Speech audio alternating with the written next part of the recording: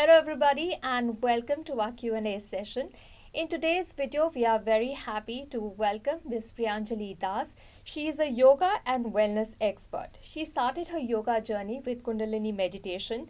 Her curiosity for yogic knowledge and lifestyle led her to explore various styles of yoga. She is a certified yoga therapist teaching Hatha Yoga, Ashtanga Yoga, Yoga Nidra and meditation. Hi Priyanjali, welcome to our session. Thank you. Thank you. Priyanjali has completed 100 hours training in pre and postnatal yoga and yoga therapy. As you're aware, there are many cities in northern India which are battling severe pollution, and it is extremely important that we stay safe with good practices, especially pregnant women and young children. And yoga is definitely one way to do so. So, in today's session, we will be taking up a lot of your questions regarding yoga and well being during and after pregnancy. So, let's get started with the questions. Our first question has come in from Nancy. She says, I'm 2 months pregnant. Is it safe for me to do yoga? Absolutely. It is safe to do yoga throughout the 3 trimesters of pregnancy. What you have to bear in mind is that you have to be doubly careful in the first trimester because that's when the fetus has just newly attached to the walls, and you want to make sure that you're not doing poses that might come in the way of the uterus actually being a good hospitable environment for the fetus. So it is safe to do yoga, but just be mindful to not do very deep squats or poses that you could do maybe in the latter half of the pregnancy, like deep hip openers, should be avoided in the first trimester.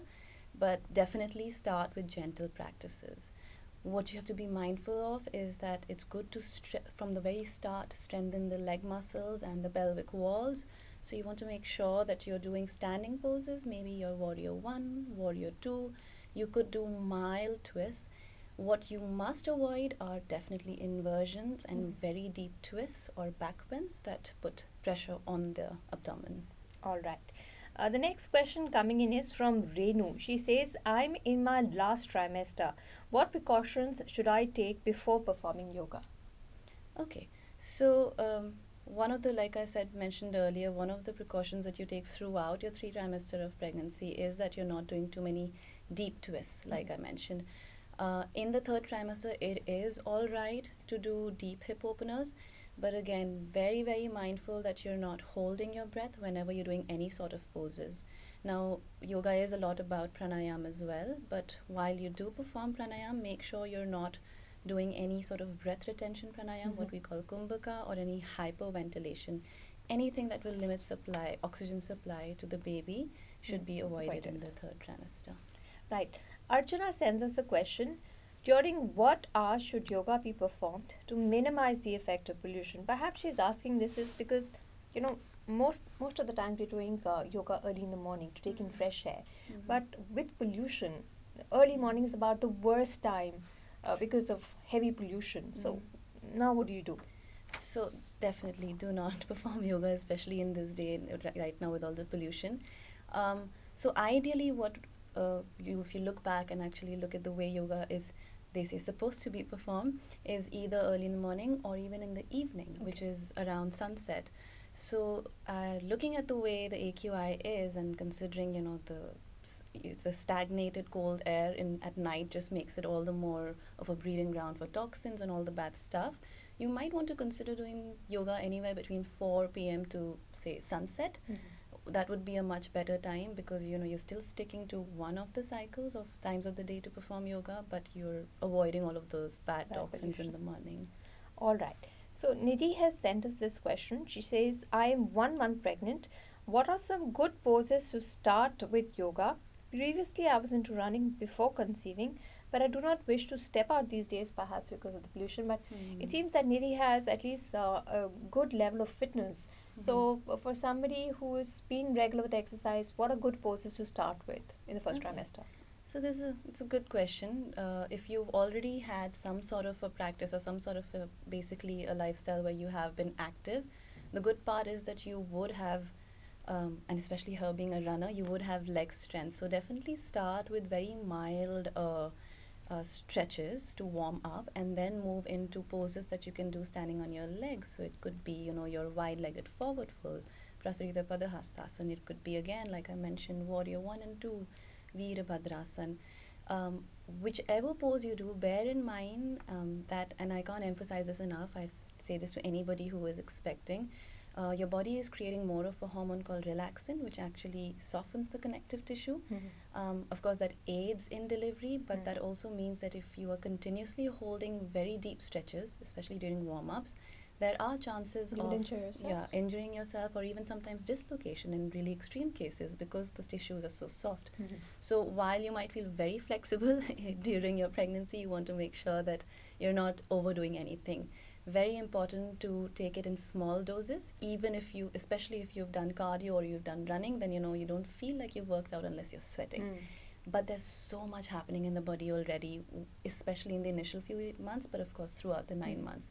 So we want to conserve that energy for the baby and for the growth process. So try to not exert as much Would you energy. then recommend that if somebody is starting a yoga practice in pregnancy, especially the first 3 months, they join a class, or I mean, do it under supervision instead of just, okay, these three names you said, I'll just Google it and I'll start doing it home? No, absolutely start under supervision, and this goes, it's true for not just pregnancy, it's for any yoga practice. You want to make sure that you start under the supervision of a yoga teacher, because a lot of times injuries happen because of continuously doing poses incorrectly and without really engaging the right muscle set.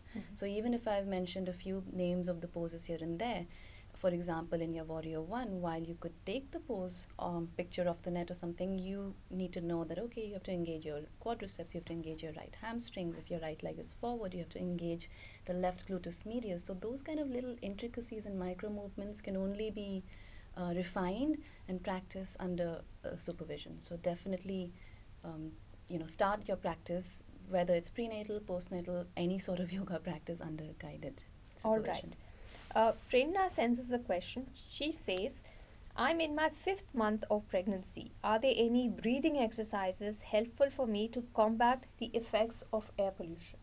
Oh, good question. So first and foremost,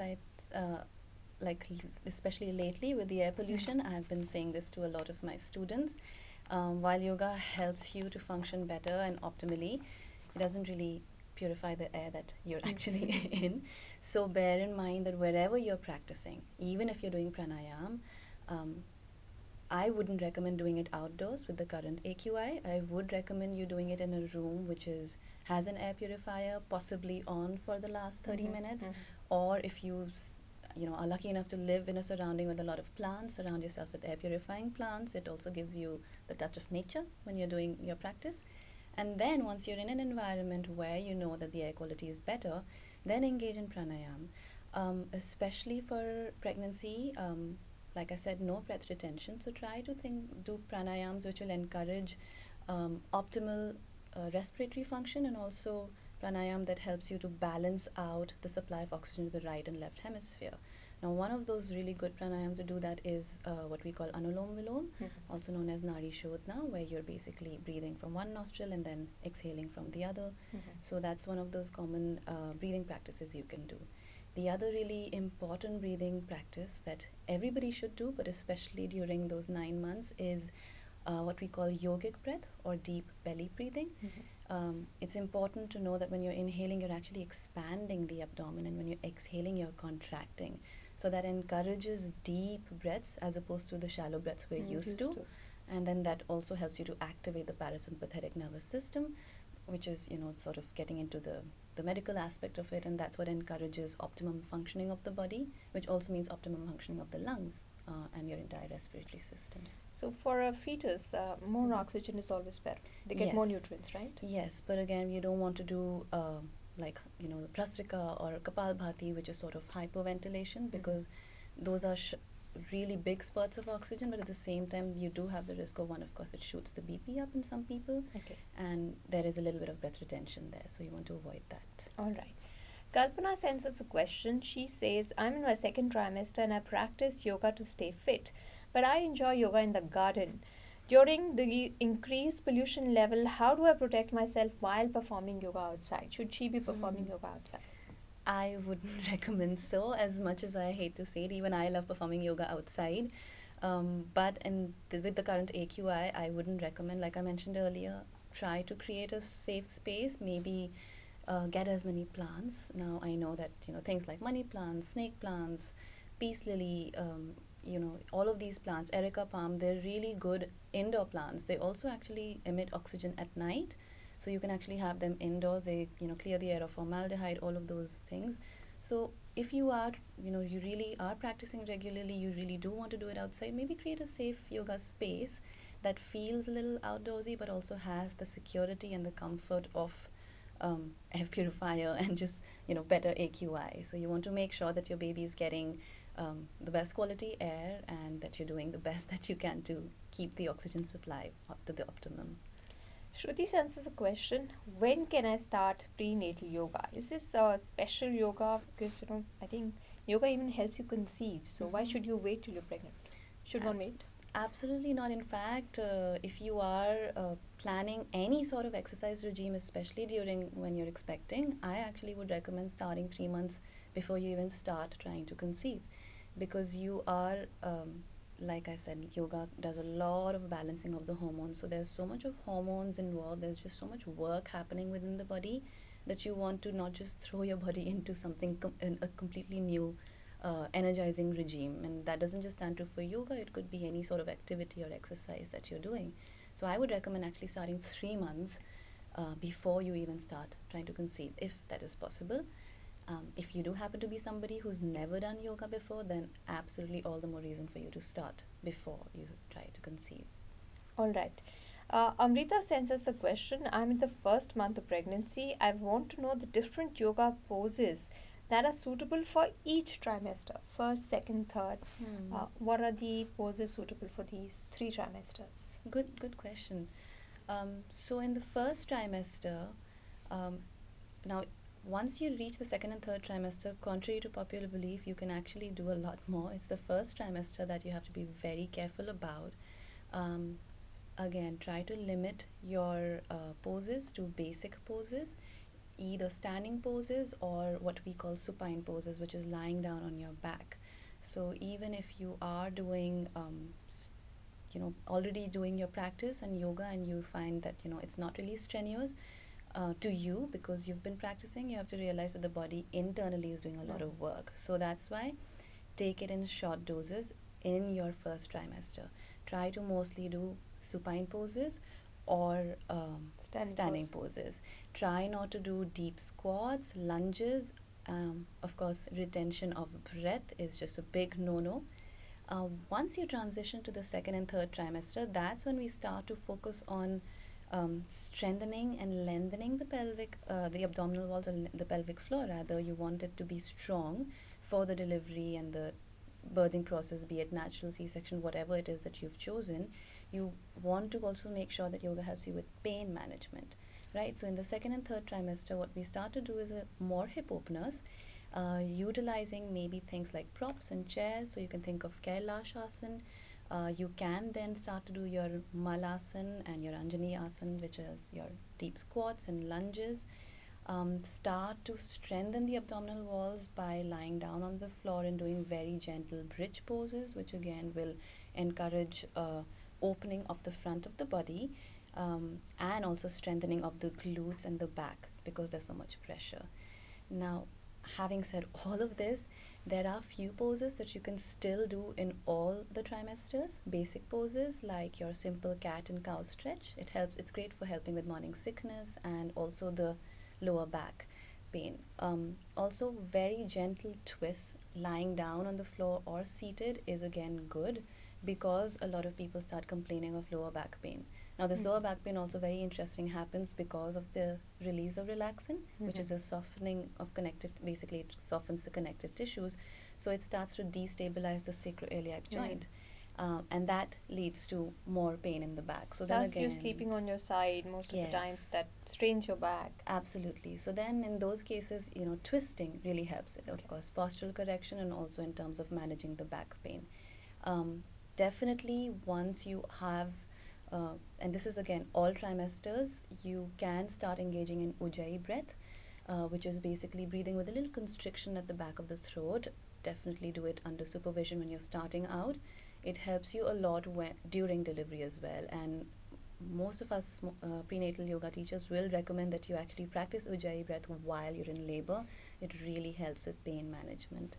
Yes. So Okay, those are so things. the next question is coming from Neetu. She says, what are the benefits of yoga during pregnancy? Because I think most women take up yoga because they want the child to be healthy, they want to be healthy. Hmm. But beyond just health, how does yoga help during a pregnancy?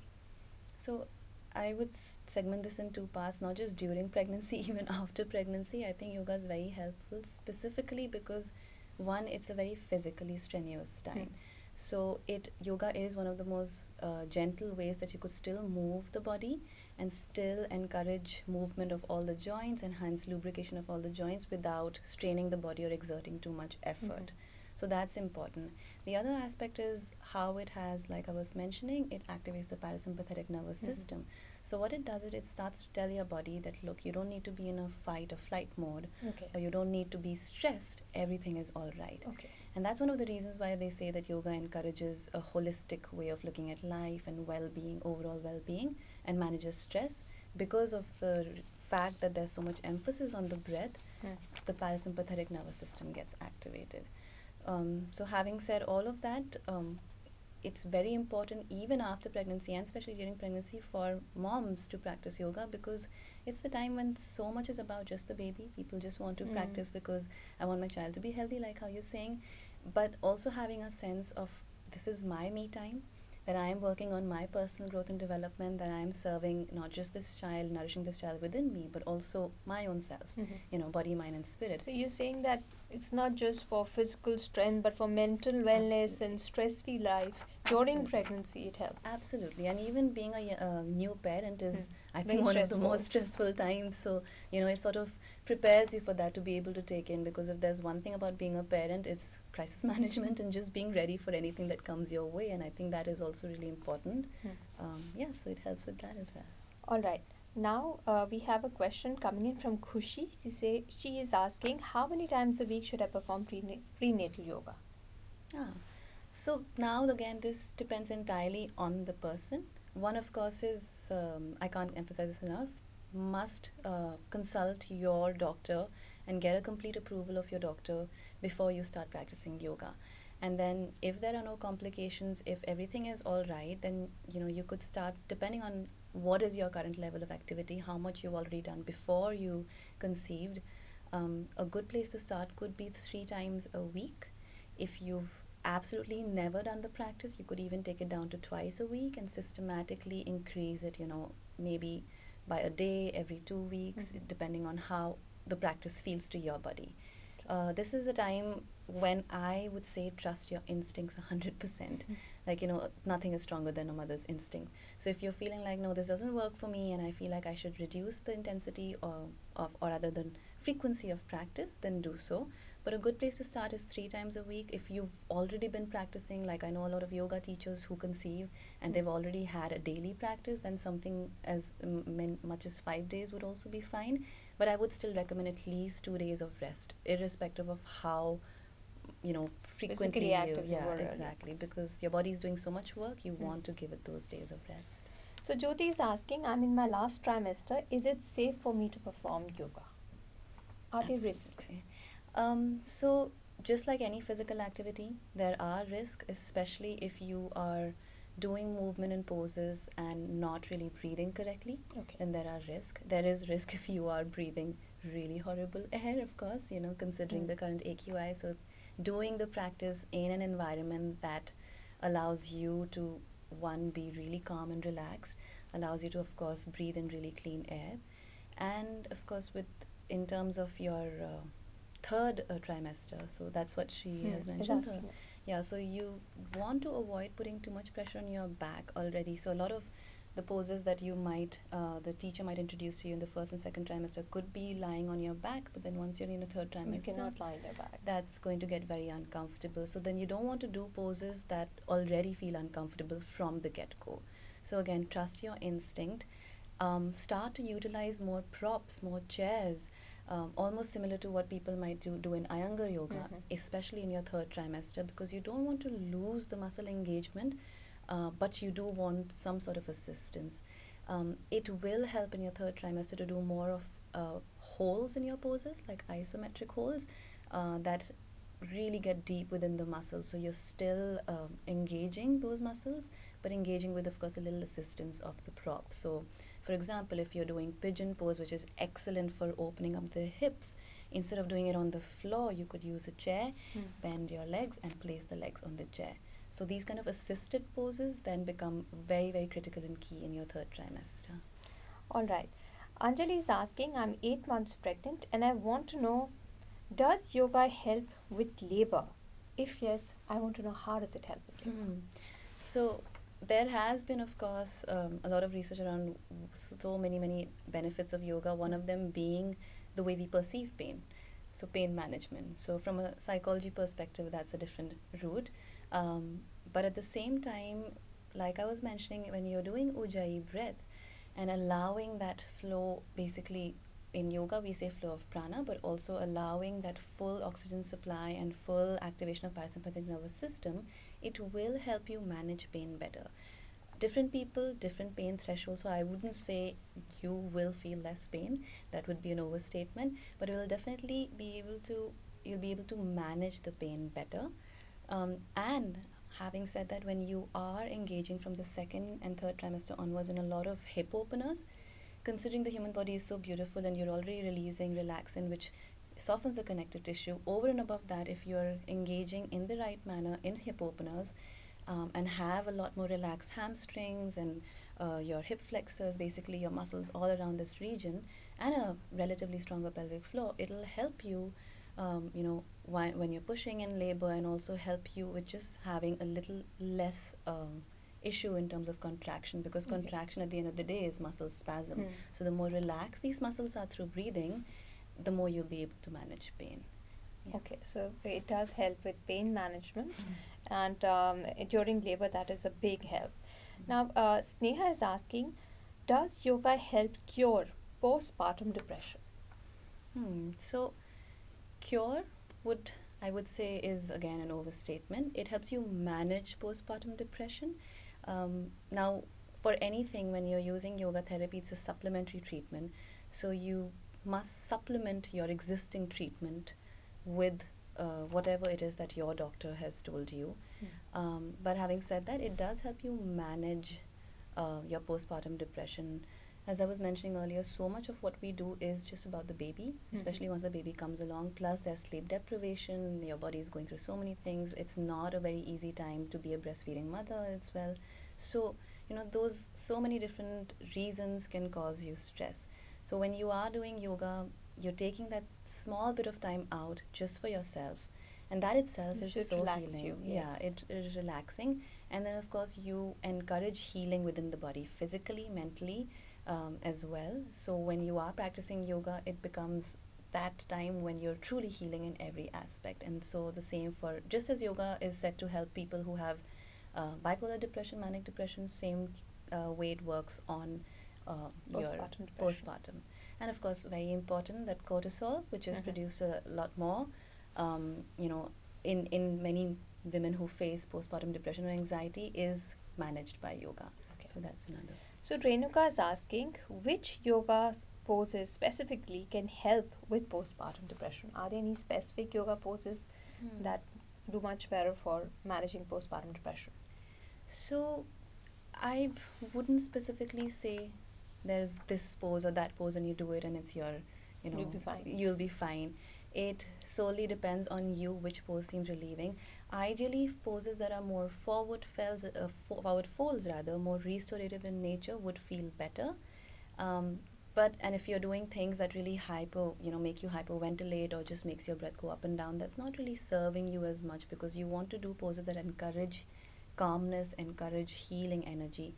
So maybe focus a little bit more on deep breathing, pranayam, on really placing one palm on the chest, one on the ribs, and really feeling that breath move in and out of the body. That connection with the breath will really help you anchor yourself to the present moment, and that could be your first step into just managing your postpartum depression. Right. Now Madhu is asking, how soon after birth can I start doing yoga? Neelam asks, I have delivered a baby via C-sec. Is it safe for me to start practicing yoga? Now we are assuming that both of them have not had previous practice. Okay. So usually, especially if you've had C-section, but it's recommended, and any doctor would tell you to wait 6 to 8 weeks before you start any strenuous physical activity. Of course, yoga isn't as strenuous, but do not start without the permission, the go-ahead of your doctor. For C-section, on an average and a general timeline would be 6 weeks, and then you can start. If you've had natural delivery, you could actually start the week after with very basic um, poses or micro movements, rather, like just tightening the pelvic floor, and doing poses that don't cause too much strain around the abdominal region. Bear in mind that your your rectus abdominis is moving outwards, and so any pose that you're doing where you're doing a lot of chest openers or deep back bends or twists will put pressure. So you want to make sure that even if 6 or 8 weeks have passed, you're doing that in small doses. Okay. So I would say wait about 6 weeks. I'll come to the next question because it's related. Pooja is saying, I suffer from diastasis recti. What yoga poses should I avoid? So like I was saying, like I mentioned earlier, you don't want to do poses that stretch the abdominal walls too much. For the uninitiated, it's when your rectus abdominis starts to move or separate away because there's so much pressure, when the baby is growing. So avoid poses on your belly, prone poses that a lot of people call them heart openers or deep back bends. So you want to avoid such poses like your cobra pose, your bow pose, even actually standing if you're doing chakrasana. If you are experienced practitioner, avoid doing that if you have diastasis recti. Also very deep twists, try not to do those. There are some basic back bends as well, like your cat and cow, which ideally is great during the pregnancy phase, but not great if you are if right after pregnancy, if you have diastasis recti. Also avoid poses where you're stretching and twisting at the same time, like your triangle pose, your revolving triangle pose. Avoid inversions because that puts a lot of pressure on the abdominal walls again. So, and again, I would like to mention that avoid inversions during maybe in the third trimester you could still try, but definitely not in the first trimester, and take it under supervision always. So those are some of the poses. All right. So next question we have is from Shalini. She's saying, I have gained a lot of weight during pregnancy. Is yoga efficient for post-pregnancy weight loss? What should be good, expectations from yoga? So my response to that is, of course, just like any other physical activity, there would be some effect on your weight. So if you are consistently practicing, then yes, it is effective. But again, don't begin without the full supervision, or rather full go ahead from your doctor. The thing about yoga postnatal is actually more about gaining strength. So look at your practice as more gaining or regaining that strength that you might have lost around the pelvic floor or the abdominal wall. Think of holding poses with the right muscle engagement. There might be micro movements, so you might feel like, I'm not really sweating as much, or it's not like a cardio, but you are engaging the muscles, you are strengthening those muscles. And once those muscles are strong, then you're in a better position to do other workouts, be it in terms of yoga or otherwise, like what you call cardio in other cases, that will then encourage further weight loss. So does it help in weight loss, or is it more for strength? I think initially it's more for strength, but eventually it will lead to weight loss. But consistency is the key. Again, when it comes to weight loss and using yoga for weight loss, be it pregnancy or otherwise, 70% is your diet, 30% is what you're physically doing. So that is true for any case, be it postnatal, be it regular yoga practice. If you are doing yoga for weight loss, make sure that you're also looking at what you're putting into your body in terms of the nourishment and the nutrition.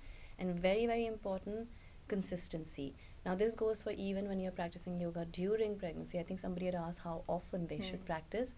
If you've chosen, for example, Monday, Wednesday and Friday, stick to those 3 days and have those as your non-negotiable days to practice, because you're training the body that, okay, this is the time of the day when I will be practicing yoga, and then your body will actually show or those benefits, those results much better, as opposed to an inconsistent practice where you're practicing at a stretch for an hour and then not practicing for like 10 days, you know. So then, To be consistent as well. yes. So I'll ask one question from my side and I request you to answer a little quickly.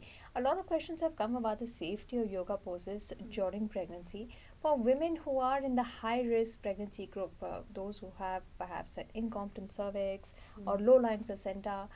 Is yoga safe? Good, really good question. So it is safe. In fact, if anything, yoga can actually help with certain conditions like that. So a lot of now I see a lot of people coming to me because their doctors have actually recommended them to practice yoga during pregnancy. You know, you have to always bear in mind the precautions that I'd mentioned, like no inversions, no deep twists, no prone poses that put pressure on your belly. If you're in your third trimester, no poses on the back.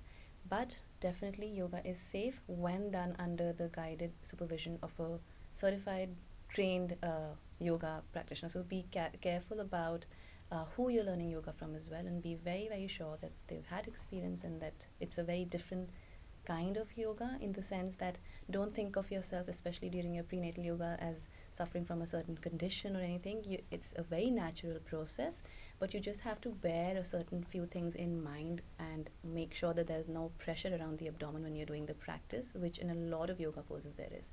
And hence a yoga teacher who can guide you through that becomes key. Quite critical. Thank you so much, Priyanjali, for coming for this session and answering so many questions. I hope all of you have learned a lot. Till the next session, take care and we'll see you again.